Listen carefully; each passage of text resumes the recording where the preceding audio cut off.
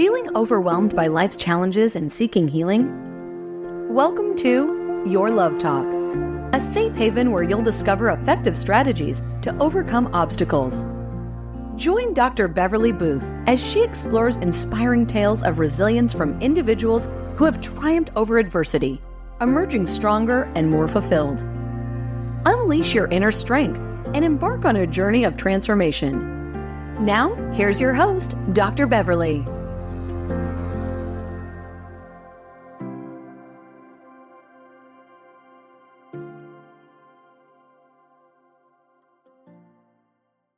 Hi there. Welcome to Your Love Talk. I'm happy to introduce my guest, Heather Gilley, to this podcast episode today. Heather is a compassionate counselor who had a calling to foster and adopt from the foster care system. She openly talks about the joys and challenges of fostering and adopting teens who have experienced abuse and neglect and in need of safety. She also shares her adoption story of her daughter, Franny, who she welcomed into her family and provided her with a permanent home.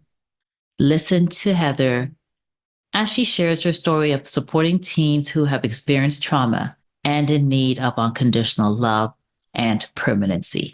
Good morning, Heather. How are you? I'm good. Thank you for having me.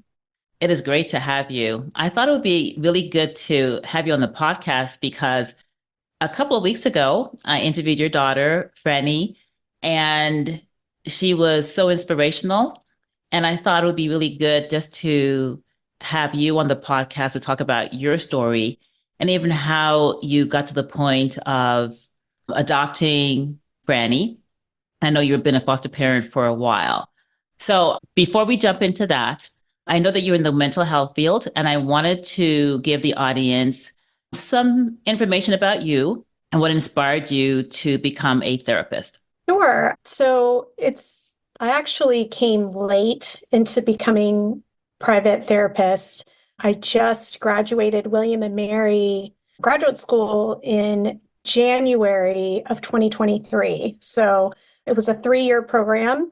And I started when COVID hit, and I'm going to be 50 in a week.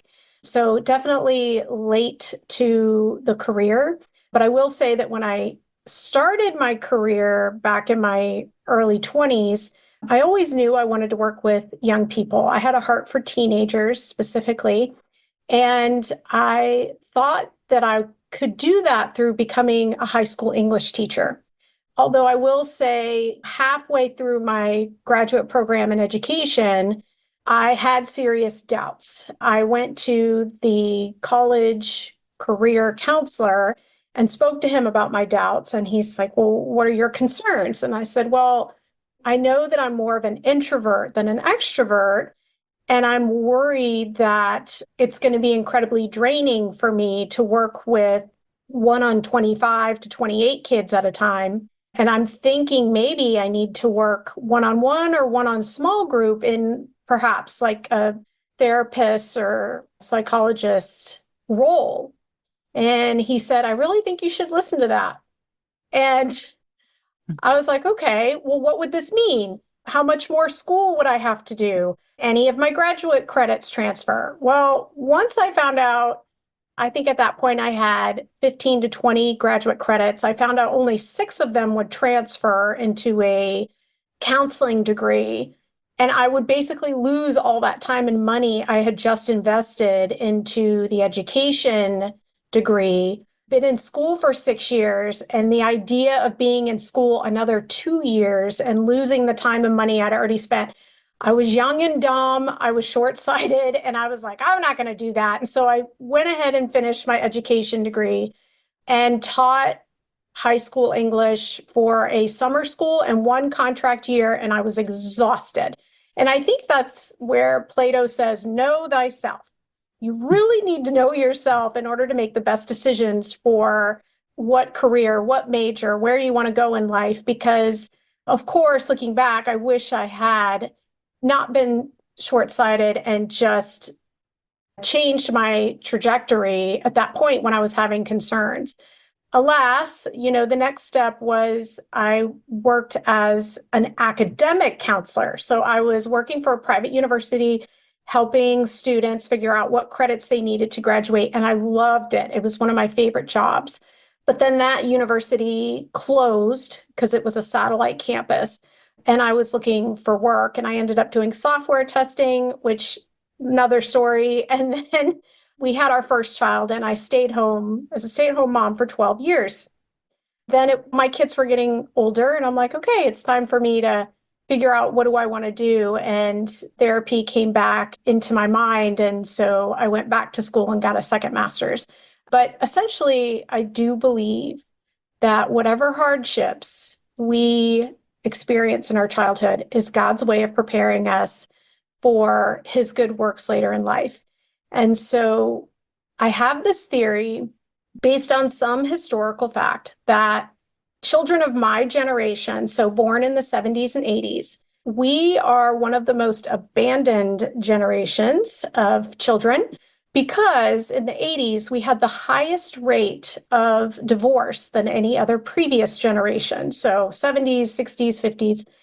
In addition to having this high rate of divorce, we also had women going into the workforce in droves. And so we were the original latchkey kids. We were the kids that came home to no parent until a parent came home from work. There was not as much oversight. We were left alone a lot as children. And so now the pendulum has swung. My generation has grown up and we are now parents. And we are accused of being helicopter parents. We are too involved. We hover. And I really believe that this is an overreaction to what we experienced as children ourselves. Nobody was there to advocate or nobody was there to stick up for me. And so we are, by nature, very strong advocates for our children because it's almost like we're standing up for that younger version of ourselves that nobody stood up for. So I do believe that there's a lot of that going on. But in any case, I just always knew I wanted to adopt. And I think it's because I had a heart for children who were neglected or abandoned. Once I got married, my husband did not want to adopt. Ironically, we had infertility issues. And he still, at that point, his heart was not moved. He said, I still want to try as much as we can to have our natural children, and then I will consider adoption. And I said, okay. And then shortly after a fertility treatment, we got pregnant with our firstborn son, Nate. And so the adoption idea was put on the back burner. Then I didn't think I could get pregnant on my own, but apparently I learned that the body has cell memory and it remembered how to get pregnant the first time. So I got pregnant without trying the second time. So we had two boys. I raised them, and when they were about 7, Nate was 7, Luke was 5, I one day sat down with my husband and I said, let's each write our bucket list. Like, what do we want to accomplish before we pass away? And what I didn't tell him was I was also thinking our bucket list for God, like how we want to serve God. Mm-hmm. And so his list said things like, I want to run a marathon. I want to do Ironman. I want to do, and he had all of these things.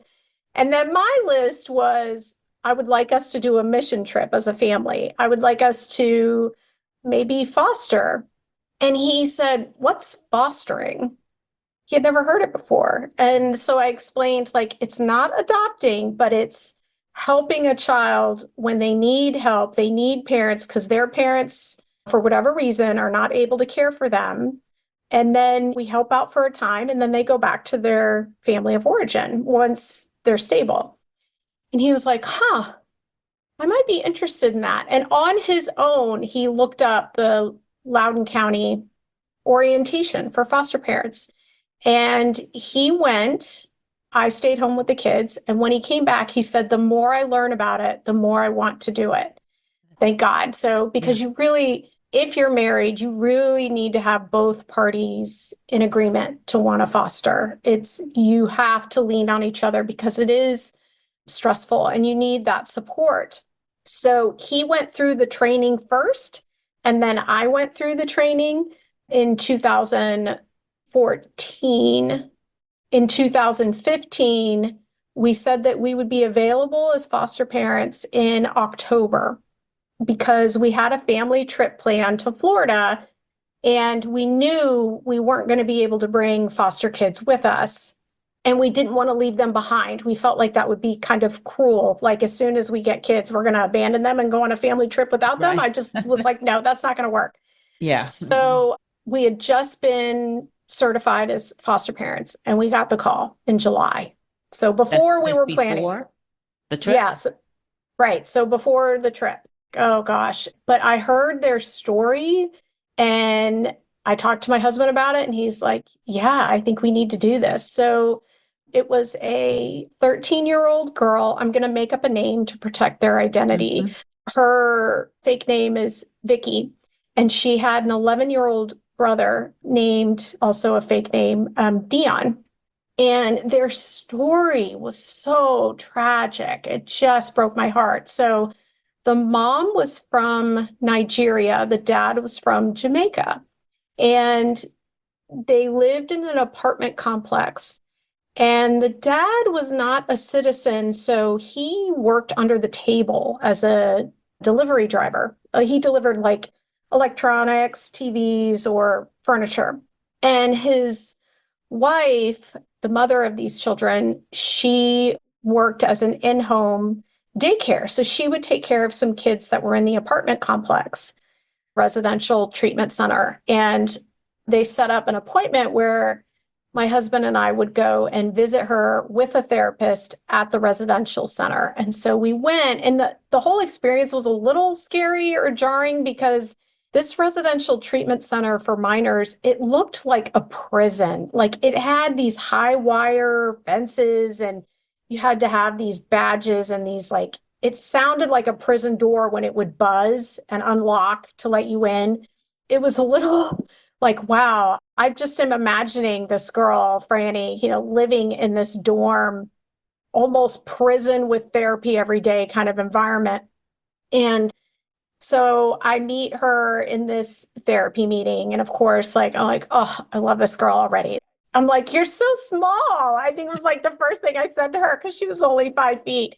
And she's like, so are you, because I'm only 5 feet. And so, I don't know, we just hit it off. And then, but to me, it actually at the time, and God knew this, it was more important that Franny bonded with my husband, Lester, because he really did hold the key to if we were going to someday adopt, or, I mean, he was open to fostering, but he was very close to adoption still.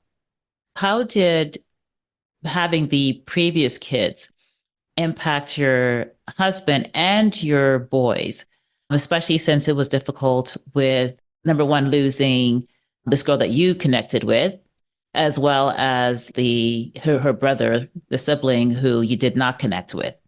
So I think honestly, my husband felt the same way. He was stressed. He only went into it for fostering in the first place. He never had adoption on his mind. Now, I had an ulterior motive. I secretly was hoping that we would adopt. I mean, even despite what I had been through with Vicky and Dion, I still had hope that I would adopt a child. And the thing that surprised me the most was that my 2 biological sons and Luke, who were 7 and 5 at the time, they were amazing. They just viewed the foster children that came into the home as like friends to play with, like, ooh, more people to play with in the house. Like, they really did embrace them.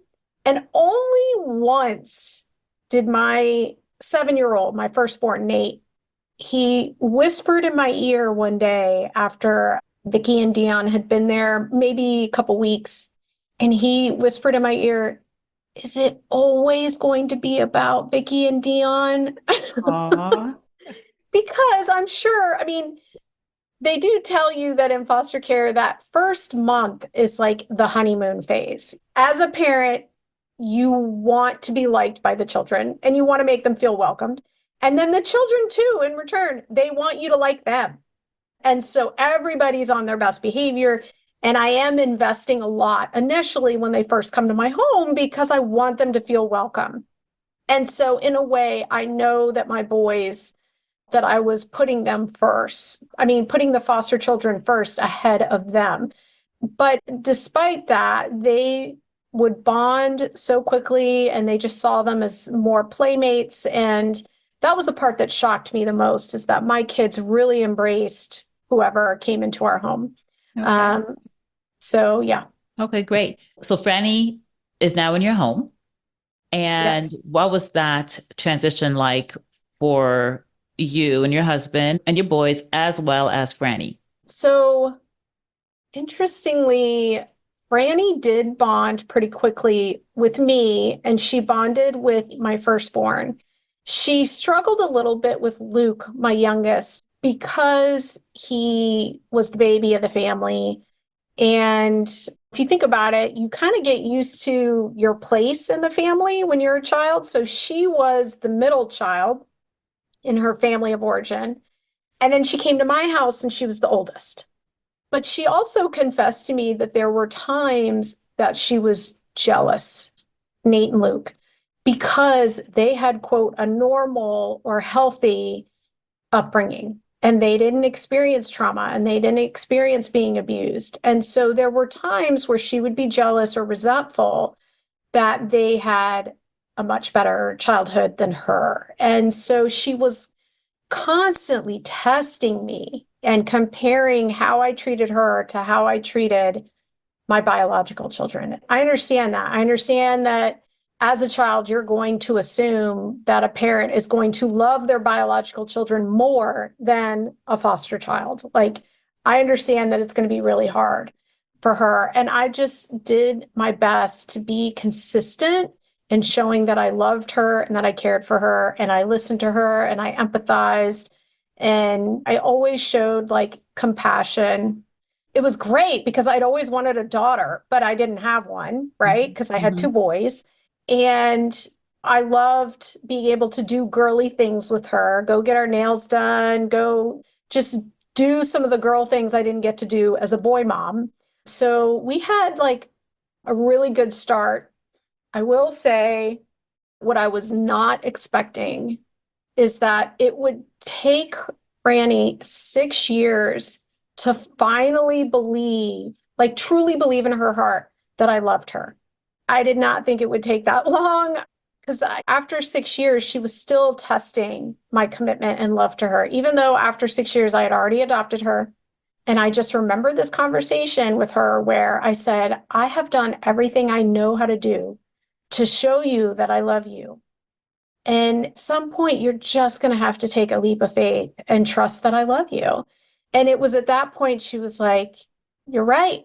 And it's been smooth, mostly smooth sailing ever since. But like first 6 years, there was like testing and do you really love me? And do you love me as much as your biological children? But I think it's because of her abandonment from her mother and her abuse from her father. If your own blood relatives don't love you, why would a stranger love you?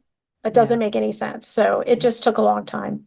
And that's so normal. As you said, when you've been abused, you've got all this trauma, and to be able to work through those triggers and the thought that, as you said, can this person who's not my blood truly love me? And it does take a long time, and those reminders. And I like the fact that you did the consistent parenting, the being there for her, showing her you love her, reminding her how important she is. That was really good. I commend you for that. Well, thank you. So, what were some of the lessons learned as a foster parent? One of the lessons that I learned is that if you're thinking about going into fostering, and I had a coworker who was thinking about fostering her husband's cousin because he was really struggling. And one of her first concerns was the financial piece.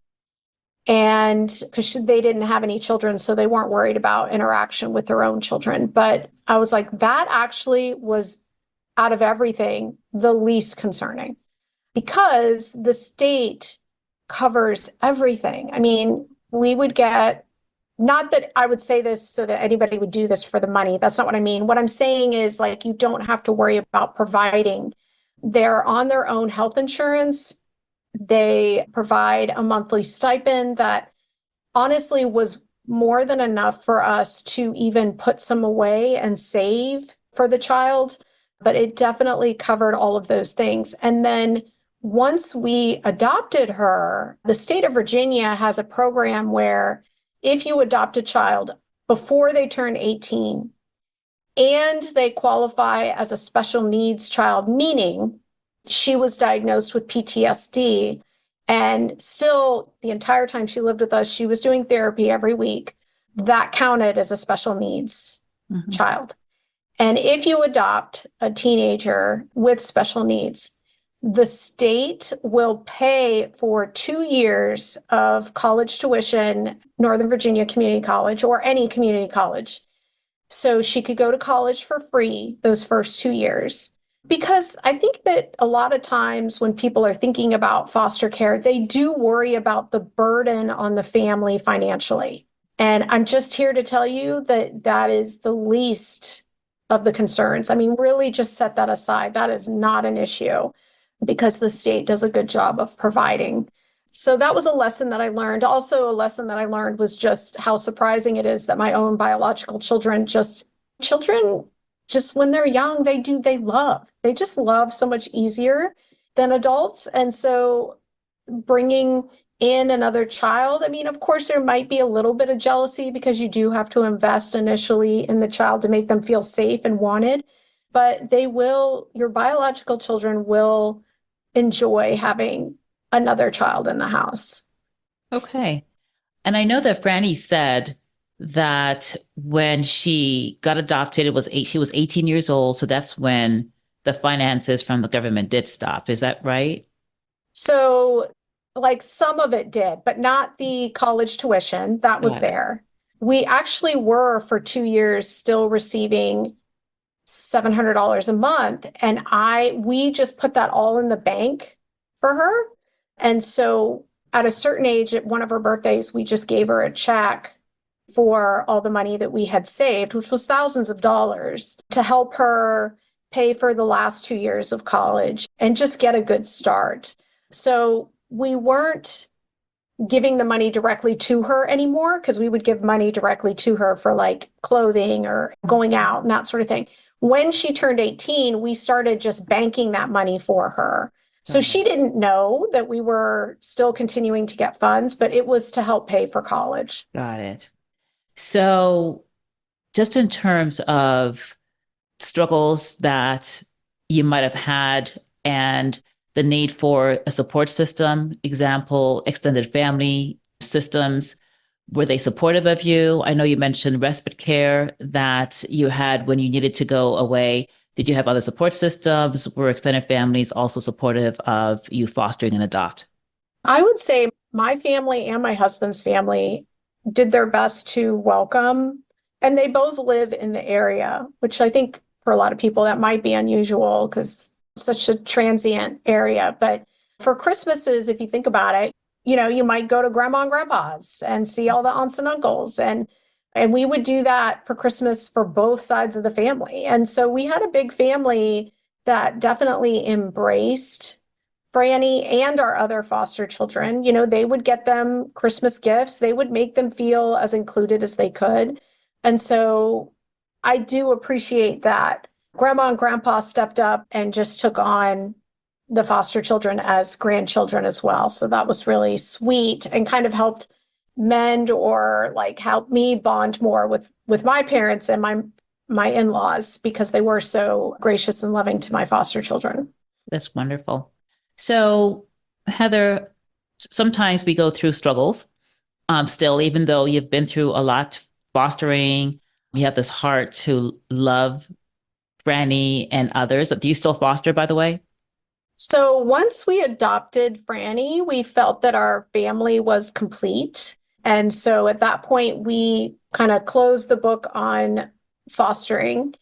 And it was amazing to see my husband change his mind. He definitely felt a chemistry and connected to Franny. And he saw that essentially she had no parent. I mean, with Vicky and Dion, they had a dad that loved them. He just couldn't support them Mhm. financially. So I think because Franny literally had no parent that could take care of her, and he was bonded to her and they had chemistry, his heart changed and he was open to adopting her. And so, that's definitely God moving and changing our minds and hearts. So I was so happy that he had changed his mind because I already knew from the moment I met her. I'm like, I want this girl. I want to adopt. Like, I just fell in love with her. But it definitely took time for him to come to that conclusion. But I was just thankful that he did. So once we adopted her, we felt that our family was complete. But also, like, it can get complicated because if we had continued to foster after we adopted Franny, then the children who would come to our home would hope or think like we're going to adopt them too. Right. And if we didn't adopt them, well, you adopted Franny. Why didn't you want to adopt Mhm. me? And so it does complicate relationships a little bit. And so for our family, it was just best to close the book on fostering at that point. Got it. You know what? I do admire the fact that you had adoption in your heart from even before you got married. And to see how it took years, but it finally happened, and how God changed your husband's heart because of this incredible love that he also had for Franny is really, really commendable. So, what words of affirmation do you give yourself to stay encouraged when you go through challenges? So for me, I loved the book Man's Search for Meaning by Viktor Frankl. He was a psychologist who survived living in a concentration camp. And what he taught me through his writing, which is still in print, I mean, it was first printed in 1945, is that we cannot control our circumstances, but we can control how we respond or react to them. And I can determine my attitude. I can decide to look at the bright side or to say, woe is me and everything is so hard.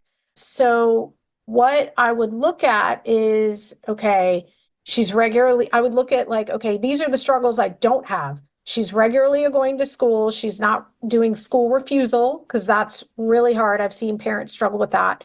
She's staying away from drugs and alcohol. Like, that's great. I can work with that. Even though we would have like arguments that were stressful, where she'd say, I'm done with this conversation and walk off. Or she would give me the cold shoulder and wouldn't talk to me for a few days, which was hugely painful. I felt like this too shall pass. This isn't about me. This is about her working through her trauma and testing my love for her. And so if I took myself out of it and just focused on my love for her and what she needed, that helped me to keep going. I Mhm. really feel like sometimes a lot of our negativity comes from focusing on things we can't control or feeling sorry for ourselves and how awful we have it. Like, part of the reason why I love being a therapist is that I love listening to people's stories. I just love Mhm. it. It takes me outside of myself. Anything that takes my mind off myself is fantastic. I love it. It just makes me Yeah. happy. Yeah. And so, yeah, that's how I would do that, is just focus on her. And that's so true. Sometimes it's better to not focus on our own issues and problems and to look outside of ourselves and look at how we can support someone else. And also to remember that whatever is going on with the other person that we are struggling with, it's not really always about us. It is about their story and how they need to work through their trauma. Right. So, Heather, how do people find you? Oh, the Life Enrichment Counseling Center website. I'm listed as one of the therapists there. If anyone would like to read like more details about the story of what it was like day to day fostering, I did write a book under a pen name, and it's for sale on Amazon. It's Love as Sacrifice, A Foster Mom's Journey and I used the pen name Amber Scott because I wanted to protect all the children that came into my home and keep their names and my name unknown. So yeah, you can find my book. You can find through Life Enrichment Counseling Center. You can find my profile there. I'm also on Psychology Today. So if you just in the search put Heather Gilley, you'll find my profile on Psychology Today as well. Wonderful. Thank you so much, Heather, for having this heart to serve and love teenagers. And you've done not only with Freddie, but also the work that you do every single day with the teens that come to you. So thank you for sharing your story. Thank you. Thank you, Heather, for your willingness to be a source of hope to Franny and the other teens you welcomed in your home. You and your family are great examples of what love looks like and a guide to those who are considering fostering or adopting from the foster care system. Your compassionate heart is truly beautiful. I know that sharing your story will encourage more families to welcome foster children in their homes. I also admire your willingness to live out your calling as a counselor to help children and families who've experienced trauma. Thank you for sharing your story. If you are considering fostering or adopting from the foster care system, please call your local foster care agency or visit adoptuskids.org. I will leave you with 2 affirmations from my Love Talk card deck. The first is, I show love and compassion to others, and it is demonstrated back to me. The second is, I am called to make an impact in the lives of other people. If you're in need of counseling services, please visit lifeenrichmentcounseling.com to purchase the Love Talk Affirmation card deck or to listen to other podcast episodes. Please visit yourlovetalk.com. If you have enjoyed this episode, please remember to like, subscribe, and share it with your family and friends. Thank you for tuning in to this episode today. This is Dr. Beverly from Your Love Talk. Blessings. Thank you for tuning in to this episode of Your Love Talk. Remember, you're never alone in your struggles. Take the time to affirm yourself daily as an act of love to yourself. And know that this podcast is here to offer genuine support and guidance whenever you need it. For more insightful and transformative discussions, visit yourlovetalk.com to explore additional episodes. Take the next step forward with courage, knowing you can overcome any challenge. That's all for today. Until next time.